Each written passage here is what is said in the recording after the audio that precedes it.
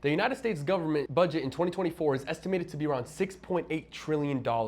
The revenue only being $4.9 trillion. That's almost a $2 trillion deficit in the United States of America. What does this actually mean, right? We talk about the United States of America being $36 trillion in debt and all this crazy, crazy numbers. What could actually happen if we cut just a little bit of that budget?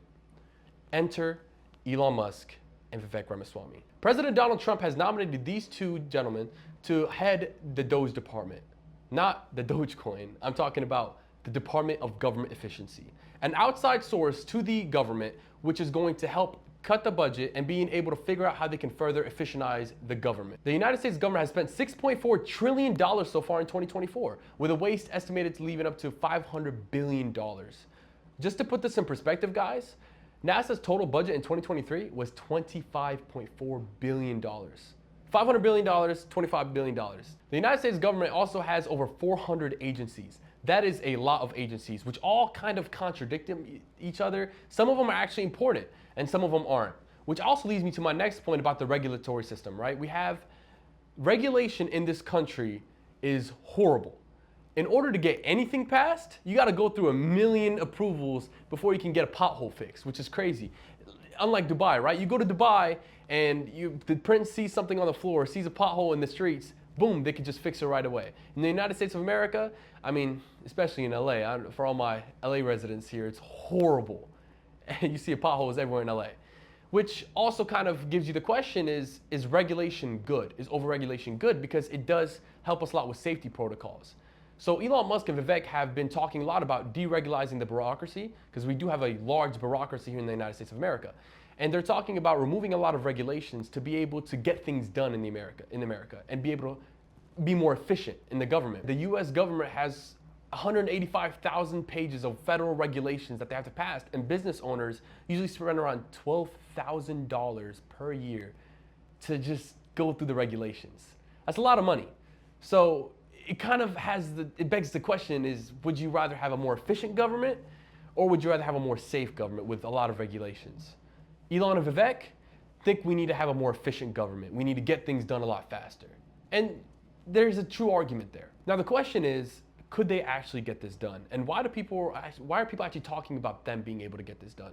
Because Ronald Reagan has actually tried to do this before, but due to Congress, he wasn't allowed to get a lot of things passed, which was kind of weird, right? Because the Congress at that time was red, and he was a Republican.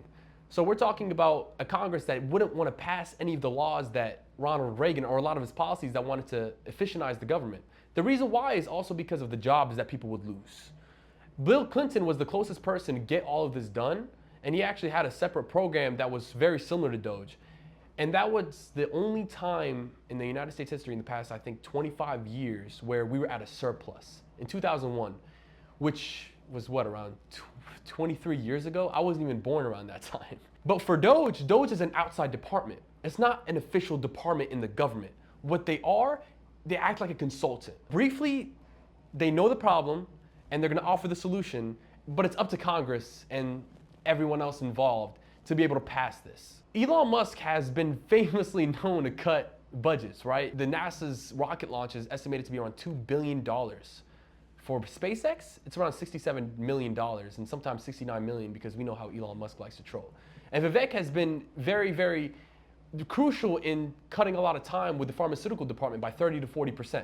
So both of them have been very, very known to cut budget. And that is why we're having this argument right now and having this discussion. Also, some of the biggest problems that Vivek and Elon Musk have been tackling is Vivek is tackling the Department of Education, right? We're talking about, should they leave it up to the states? Should they have a Department of Education? And they're talking about how the Department of Education is very corrupt. And if they were to completely terminate it, that does cut a lot of the spending and leave it up to the states. They are both entrepreneurs that have an idea on how to cut the United States government's budget. What actually happens if they do? Because that is the real question. This is a lot of our own tax-paying dollars going into the budget of the United States government. If they're able to cut a lot of taxes, because Elon Musk is talking about cutting $2 trillion. If he was able to do that, that means we will be in a surplus. That means the US dollar will go up in value, and us as Americans, we will pay less tax. So whether you're Democrat, whether you're Republican, whether you're independent, we have to support this if they can actually get this done. And another thing about this, According to the United States Department of Defense, the Pentagon has failed their 7th audit. That is a lot of money where we don't even know, well, not even us, the Pentagon doesn't even know where it went to. It's just money just wasted down the drain. Elon Musk and Vivek only serve as consultants. So we have to calm down a little bit here. They actually don't have a say in what needs to happen. All they are doing is simply suggesting to the United States government. So it's gonna be up to Congress. And history tells us that Congress wouldn't do this because of the fact that people are gonna be losing their jobs. A lot of people in the government have actually said that if they're gonna go back to the office and work, they're gonna quit because they don't wanna go back to the office. Which kind of solves the problem, right? We're talking about people not going to office. Everyone wants to work from home these days. But the truth is you have to have people work at office sometimes. So if this were to happen, and which is, like history says, it's not very likely, we'll be looking at trillions of tax dollars being saved for the American people.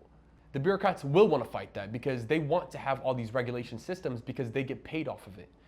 You have to understand here, we're looking at people's jobs. We're looking at removing people's jobs out of the government. This is money. So a lot of people are gonna be very pressed about it. Thing is though, Elon Musk has promised or has suggested that he was gonna pay their first 2-year salary, or like 80% of it, up until they can get themselves situated and be able to find other jobs elsewhere. Because his argument is they want these people to be efficient in other jobs. Because if you're not getting paid to do anything, why am I even hiring you, right?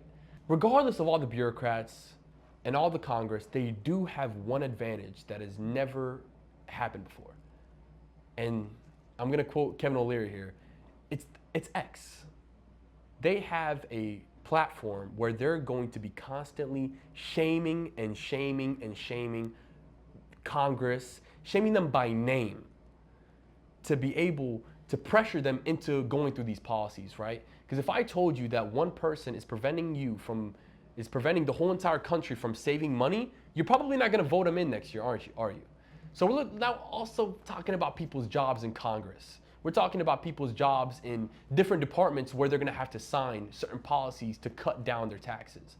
So that is one thing that Elon Musk and Vivek do have to their advantage.